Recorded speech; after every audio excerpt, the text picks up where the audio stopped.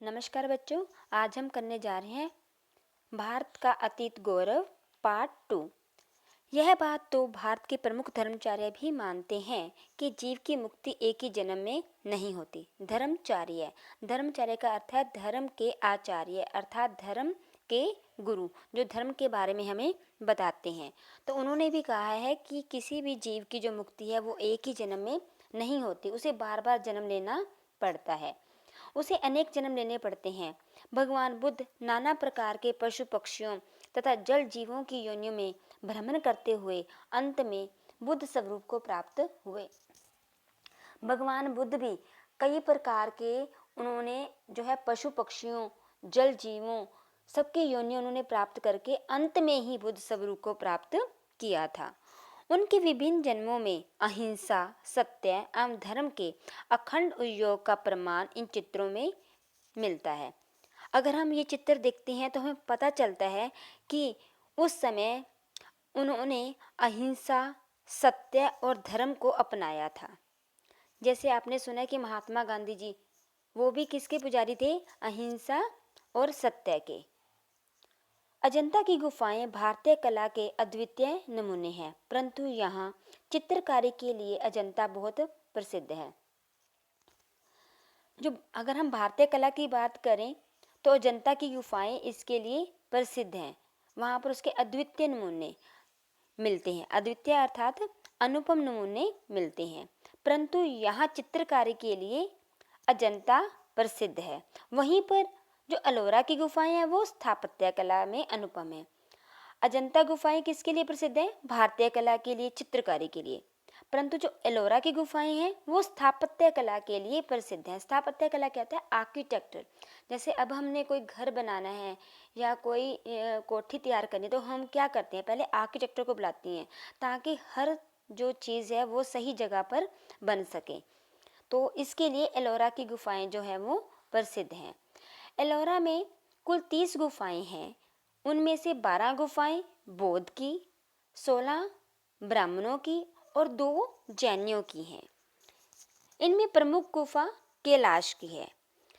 इस मंदिर में बहुत सी पुरानी गाथाओं का अंकन है। ये जो मंदिर है इसमें पुराणिक अर्थात पुरानी गाथाओं का अंकन, गाथाएं क्या होती हैं? उनका गुणगान करना, उनके गुणगान का अंकन है।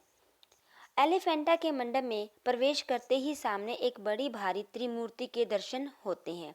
जैसे ही एलिफेंटा के मंडप में प्रवेश करते हैं, प्रवेश का अर्थ होता है एंटर करना, उसमें दाखिल होना।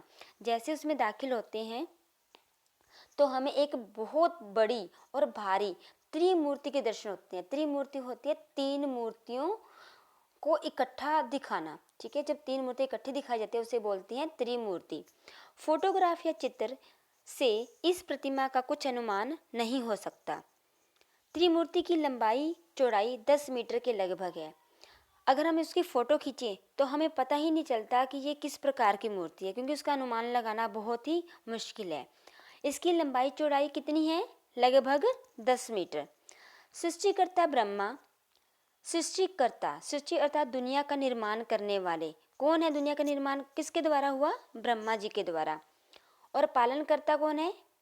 पालनकर्ता है विष्णु भगवान। पालन अर्थात पालने वाला, कर्ता करने वाला, पालन करने वाला तथा सहारक। अब जिस जिसका जन्म हुआ है उसका अंत भी होगा।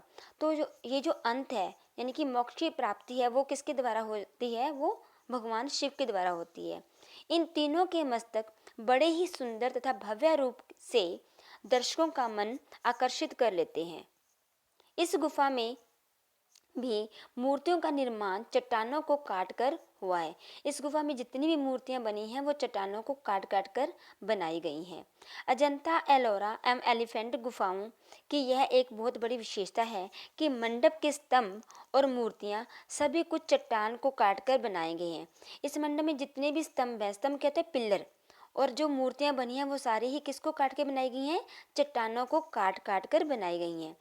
कहीं जोड़ नहीं है और न ही ये अलग किए जा सकते हैं। देखो यहाँ पर कितनी अच्छी बात की गई है कि जितने भी उसमें स्तंभ बनाए गए हैं, स्तंभ अर्थात पिलर बनाए गए हैं, मूर्ति बनाई गई हैं, उनमें कोई जोड़ भी नहीं है। बिना जोड़ के हम ज्वाइन करते हैं ना, कोई भी चीज़ बनाते हैं तो उससे पहले ज्वाइन करती हैं, उनको अलग अलग भागों में बनाकर फिर इसको जोड़ते हैं। लेकिन यहाँ पर जितनी भी मूर्तियाँ बनी हैं, स्तंभ बनी हैं, उनमें कोई जोड़ नहीं है और ना ही उनको अलग किया जा सकता है। तो देखो कितनी अच्छी बात यहाँ पर कही गई है। अजंता के आरंभ में भगवान बुद्ध का जन्म तथा अंतिम गुफाओं में निर्वाण का भव्य दृश्य है। अजंता की गुफाएं जब शुरू होती हैं तो शुरू होते ही उसमें हमें क्या दिखाई देता है, भगवान बुद्ध का जन्म, कि उनका जन्म कैसे हुआ। और जैसे जैसे हम आगे बढ़ते हैं, अंतिम गुफा तक पहुँचते हैं, तो अंतिम गुफा में उनका निर्वाण का दृश्य है। निर्वाण अर्थात उनके मोक्ष का दृश्य दिखाया गया है। अर्थात उनके जन्म से लेके उनके मोक्ष प्राप्ति तक जितना भी है वो सारा जनता की गुफाओं में दिखाया गया, आरंभ से लेके अंत तक। 16वीं गुफा में एक चित्र जिसमें माता और बालक भगवान बुद्ध को भिक्षा दे रहे हैं, बहुत ही सुंदर बना है। जो 16वीं गुफा है, जब आप 16वीं गुफा के अंदर पहुंचोगे ना, वहां पर एक दृश्य दिखाया गया जो कि बहुत ही सुंदर है। उस दृश्य में क्या दिखाया गया है? उस दृश्य में दिखाया गया है कि एक माता है और बालक है, वो भगवान बुद्ध को भिक्षा दे रहे हैं। और ये चित्र इतना सुंदर बना है कि उसकी हम तारीफ करते ही ना हमारे मुख से बहुत ज़्यादा उसके लिए प्रशंसा निकलती है, तारीफ निकलती है। अन्य गुफाओं में जीवन की सारी कलाएं विद्यमान है, और जो बाकी गुफाएं हैं उनमें जीवन की सारी कलाएं अर्थात उन्होंने किस प्रकार जीवन व्यतीत किया वो सारा कुछ उसमें है। एलिफेंटा की त्रिमूर्ति में उत्पत्ति और संहार के बीच ही कला का सारा सौंदर्य निहित है। जो एलिफेंटा की त्रिमूर्ति है, उस त्रिमूर्ति के अंदर, त्रिमूर्ति अभी आपको बताया था क्या होती है, 3 मूर्तियां जहाँ पर इकट्ठी दिखाई जाती हैं उसे बोलते हैं त्रिमूर्ति, 3 मूर्तियों का समूह कह सकते हो। तो उसमें उत्पत्ति मीन्स जब किस चीज़ का उत्पन्न हो, कोई चीज़ जो होती है प्रकट होती है, पैदा होती है, उससे लेके उसके नष्ट होने तक, उसके संहार तक सारा कुछ उन दोनों के बीच में जो भी कला है उसका सौंदर्य जो है वो शामिल है। ये कला मंडप समस्त संसार में प्रख्यात है। ये जो कला मंडप है वो पूरे संसार में प्रख्यात, प्रख्यात का अर्थ होता है प्रसिद्ध है, प्रसिद्ध है। मथुरा, मदुरै, कोणार्क, श्रीरंगपट्टम, खजुराहो, बाग, तंजौर के अनेक पर्वतकार देव मंदिर भी अपनी कला के लिए प्रसिद्ध हैं। तो ये जो सारे मैंने जगह बताई हैं, ये सारे ही देव मंदिर भी, जो जितने भी देव मंदिर हैं ये सारे ही अपनी कला के लिए प्रसिद्ध हैं। सांची और सारनाथ के स्तूप भी राष्ट्र निधि के रूप में विद्यमान हैं। आपने सुना है ना सांची और सारनाथ, ये शब्द सुने हुए हैं। ये क्या है? ये जो स्तूप है, ये दोनों क्या है? स्तूप है। स्तूप क्या होता है? वही आपको बताया था कि पिलर, स्तंभ। तो ये जो है ये भी राष्ट्र निधि, राष्ट्र अर्थात देश, निधि खजाना, देश के खजाने के रूप में वहाँ पर विद्यमान की वहाँ पर है। सम्राट अशोक के समय में देश के अनेक स्थानों पर शिल्पकला के सुंदर नमूने स्थापित किए गए। जब सम्राट अशोक आए थे उनके समय में देश के अनेक स्थानों पर, देश के विभिन्न जगहों पर, स्थानों पर शिल्पकला के सुंदर नमूने वहाँ पर हमें दिखाई देते हैं। इसमें सारनाथ का शीश स्तंभ सुंदरता, भाव शक्ति और सत्या की दृष्टि से शिल्प का विलक्षण नमूना है। तो आपके सामने यहाँ पर एक चित्र भी दिखाया गया है, ठीक है। ये चित्र किस चीज़ का है? ये चित्र किस चीज़ का है? इसे बोला जाता है सिंह स्तंभ। ये किसके समय में बना था? ये सम्राट अशोक के समय में बनाया गया था। अब देखो ये कितना सुंदर है। यहाँ भी देखो कैसे ये आपको साइड पे भी दिखाया गया कि यहाँ पर भी क्या है, शेर का चित्र है, सामने भी शेर है, दोनों साइडों पर भी जो है वो शेर है और उसके पीछे भी शेर है। इसे बोला गया है सिंह स्तंभ।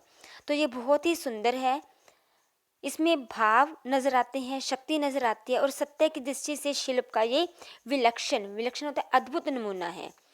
इसे भारत की राजकीय मुद्रा में स्थान दिया गया है। राजकीय मुद्रा कौन सी होती है? जो हमारी मुद्रा क्या है? जो हमारी करेंसी है, रुपीज़ जो हम देखते हैं, उन रुपीज़ में, पैसों में, उसमें भी क्या इसका स्थान है, मीन्स उसमें इसका चित्र अंकित किया गया है। इससे मन पर ऐसा अच्छा प्रभाव पड़ता है कि मानो जागा हुआ भारत अपनी पुरानी कला परंपरा के साथ फिर से एकाकार होना चाहता है। इससे पता चलता है कि हमारा मन क्या करता है कि हम अपनी पुरानी जो हमारी परंपरा है, पुरानी कला परंपरा है, उसके साथ मिल जाएं और दोबारा से फिर ऐसी चीज़ें बननी शुरू हो जाएं। भारत में अनेक स्थलों पर ललित कला और स्थापत्य कला के ऐसे हजारों नमूने विद्यमान हैं। आज भी आप देखोगे भारत के कई जगह पर इन ललित कला और स्थापत्य कला के बहुत नमूने आपको मिलेंगे, जो प्राचीन भारत की संस्कृति विरासत को अभिव्यक्त करती है। जो हमारी प्राचीन भारत अर्थात पुराने भारत की जितनी भी जो हमारी संस्कृति है, वो हमें जैसे विरासत में मिली हुई है। विरासत का अर्थ क्या होता है? उत्तराधिकार में मिलने वाला, जो हमें अपने पूर्वजों से मिलता है, उसे बोलते हैं विरासत। तो उसको ये अभिव्यक्त करता है। अभिव्यक्त करना, प्रकट करना, तो प्रकट करता है।